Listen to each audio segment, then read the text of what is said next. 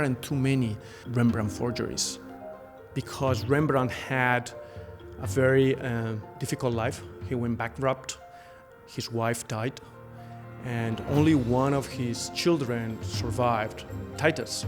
Rembrandt was considered like a sort of a hero, a genius who had a very hard life. So at the time, you would imagine that a collector who wanted to have a painting by Rembrandt would like to have a Rembrandt which represents a portrait of Titus, his only surviving son. The painting came in the collection around 1950s, and at the time it was considered a painting by Rembrandt.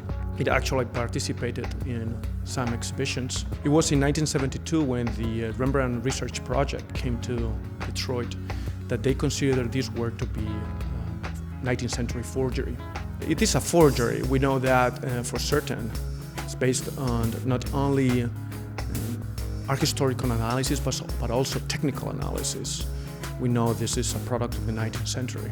My name is Alfred Ackerman and I am head of the Conservation Department. I am also senior paintings conservator.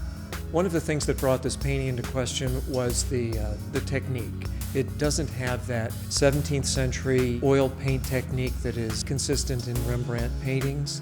The other thing that works against it is the X-ray. The X-ray gives us information about the canvas, the weave, how tight the weave is, and by all accounts, it appears that this painting was a machine-woven canvas. The canvas, the paint, all of those indicate a 19th century, early 19th century technique and materials.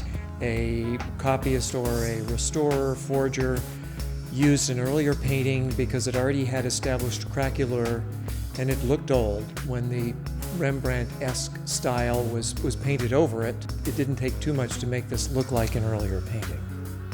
The motivation for a forger, particularly in the 19th century, when we believe this was done, could have been for monetary reasons, to make money.